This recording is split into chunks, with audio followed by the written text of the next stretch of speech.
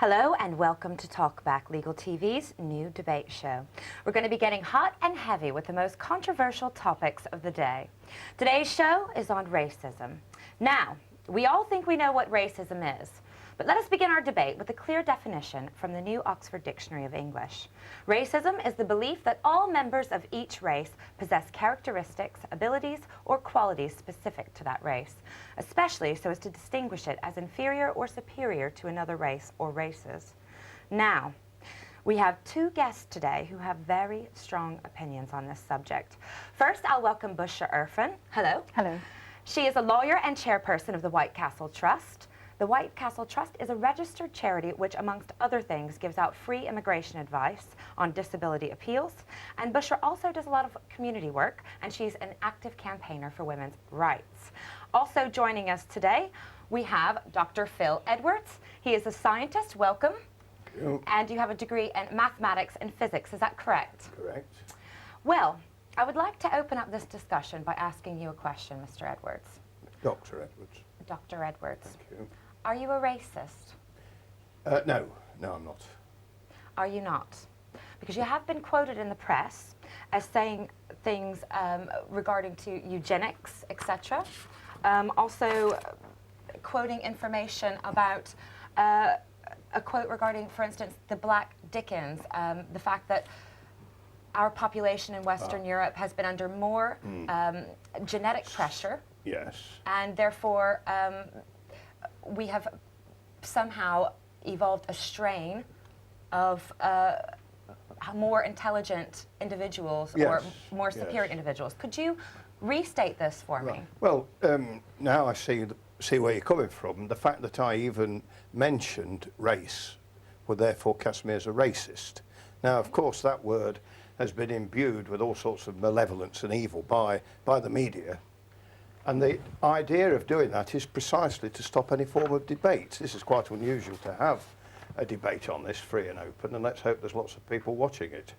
So the idea of being a racist as someone evil and wicked who doesn't like people of other races, no, I don't fit that at all. I don't even accept there is such a word as racist. It can mean anything. It's a bit like the Mad Hatter, isn't it? Words can mean anything I want them to mean. And it's a word that the race relations industry has invented, as I say, to stop any debate about people of different racial groups.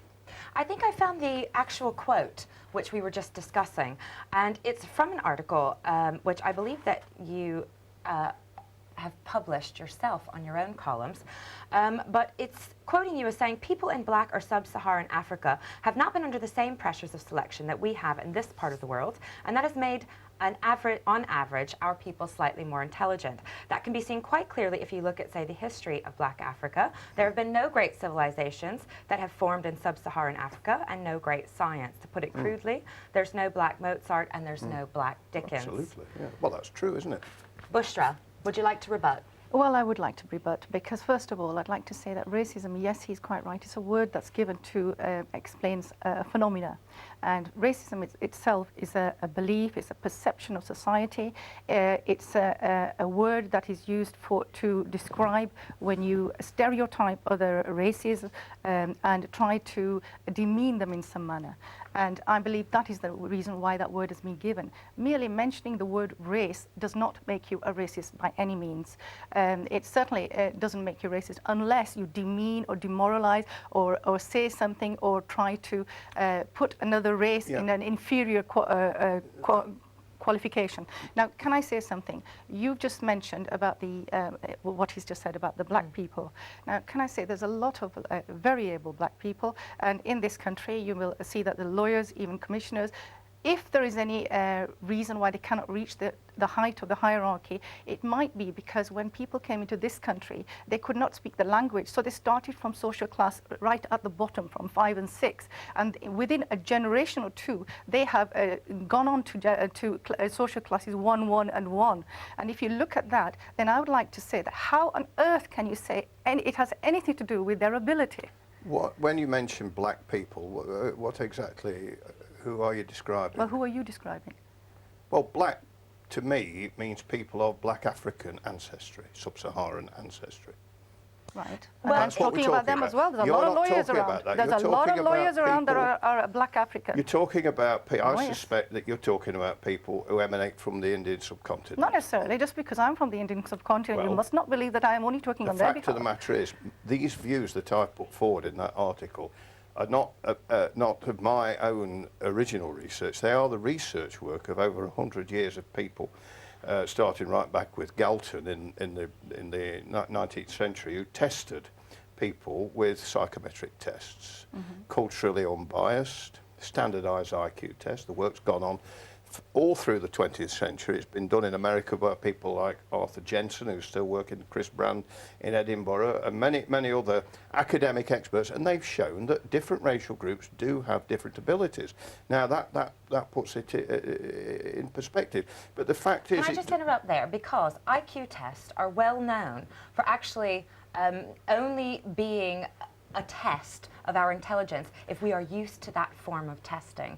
You cannot take someone who's living in an environment that is not used to that form of test, give them the test and expect them to perform in a way that a Westerner who's used to seeing that format would.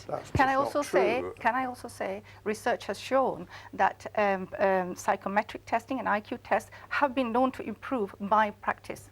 So therefore, you cannot be relied on as an absolute form of intelligence. But the thing is, just getting back to what you say about the culture, people from different cultures, how can you then explain that people from the Indian subcontinent, certain parts of Asia, actually do better than white people? No one is claiming that. Well, it's true. They are. The average IQ of people from East Asia is about 107 compared to the average white IQ of 100. Is that possibly because they have exposure to their historical colonial exposure to these types of education? Maybe they have worked a lot harder knowing that they were in a new country because, as I said, they have jumped, excuse me, as I said, they have jumped a number of social classes, which includes the black people as well. I'm not just talking about the Indian subcontinent. They have jumped a number of social classes within 1 or 2 generations, and that is a higher than achievement than the general middle white classes, because of the fact that you are also already comfortable in your environment, and there is a tendency to be very much influenced by peer group pressure. So therefore, it has been shown, and this has been shown by research, that when you grow up in a certain environment, you tend to stay within that environment because of peer group pressure and other environmental factors. But look there. Unless there's something to make you go further. I think you've misunderstood. I'm not talking about East Asian people in Britain. I'm talking about them in their own land. It doesn't matter where you live. A person is a product of their ancestry, and each and every one of us is every previous generation that's lived in our line. And what is your ancestry? What, my own personal one? Well, I've evolved from the closer related white European tribes of Europe. How do you know? Right? Have you gone right the way back? Because do you realize there is this country was told to me by my history teacher a long time ago that this was the most conquered country ever, because it was a little island and a lot of different countries and races came and conquered it, and therefore there's a wide sector of mixed racism,